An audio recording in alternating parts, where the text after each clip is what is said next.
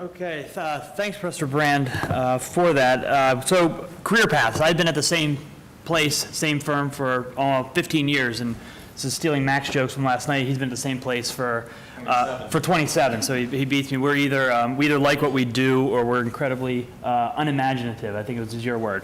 So I hope I'm not the latter. But it's a bit of an oddity to stay at the same firm for so long. But I guess I'll talk for 5 minutes about how I got to where I am, and I do think it's a bit of a metaphor for how the practice of law is changing globally. I started off coming out of law school after a clerkship, and I wanted to be an appellate lawyer, a domestic appellate lawyer. I really liked the practice of appellate law. I really liked arguing for federal courts of appeals, and that's where I really focused my career. But what I soon realized is that my clients were not just finding themselves before U.S. federal courts and state courts and courts of appeals. They were finding themselves before Ecuadorian courts and Nigerian courts and Uzbek courts. And in order to best serve my clients, I had to expand my skill set. And that's the first thing I learned when I was in the practice of law for a few years. And I think it's a good thing to always keep learning, is you have to expand your skill set to best serve your clients. So thankfully, at that point, I had my CILE teaching to rely upon. Because of being Professor Brand's research assistant, I had spent a summer at the Hague Conference.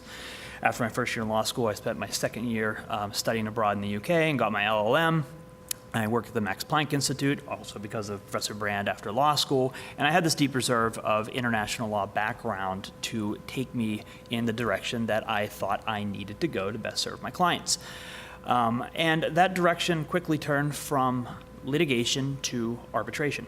Now, I will admit, when I was in law school, I wasn't a firm believer in arbitration. It seemed odd to me. It seemed awkward to allow two private parties to contract to take their disputes completely out of local courts, completely out of whatever law applied, and to apply whatever law they wanted. It seemed a bit of a misnomer. Why would you need to do that? And if we had a symposium, there have been many of them that tried to debate what's better, arbitration or litigation. We could fill this hall, and every professor here would have different views on what's better, litigation or arbitration, on cost, on speed, on efficiency, on confidentiality, and we'd generally get nowhere. But one thing I soon realized was acutely true, is that the debate completely changes when that dispute is international. The fact of the matter is, and I've learned in my 15 years of practice, is international arbitration is something completely different. It's a virtual monopoly. Nothing can take its place.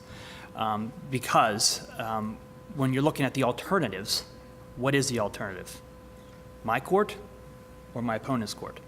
The fact of the matter is, international arbitration may be the second best option for each party, but it's the only real option that they have.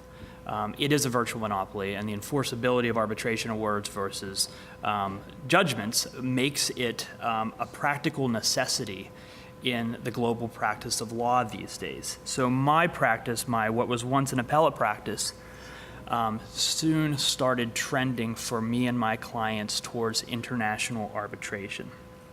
And my practice is even a bit more specialized. Yeah, sorry. My practice is even a bit more specialized. I practice primarily investment treaty arbitration. Investment treaty arbitration, if you've been following the news, tends to be the public whipping boy for international practice these days. A lot of politicians on weekend talk shows like to debate whether we should allow private parties to sue foreign sovereigns for damages that they suffer when they make investments around the world. And that's another debate that we can save for another day. But the point of the matter is I tend to be a true believer in the necessity for investment treaty arbitration, just as the same as I am for international arbitration. This area of practice, whether you're representing a individual investor, representing a corporate investor, a Western investor, or an investor from a developing country, and I do all of those things, it's a practical necessity with all of the capital flows we have across border these days. It is really the only forum we have, and it's really only been around for 20 years. It's the only forum where public international law rights, you and I's public international law rights, become meaningful and real in a practical setting. So as you can see, I am a true believer in the system, and that is another thing that I want to impart to you.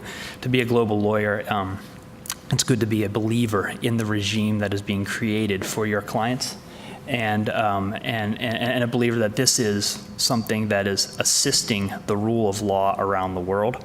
I tend to believe that is true for international arbitration and investment arbitration, and I think that is what has really led me to continue to do the work that I do and to try to do great work, because I really believe in where it has led me. Happy to take any and all questions. I'll keep it short, and so you can hear from everyone else. Thanks.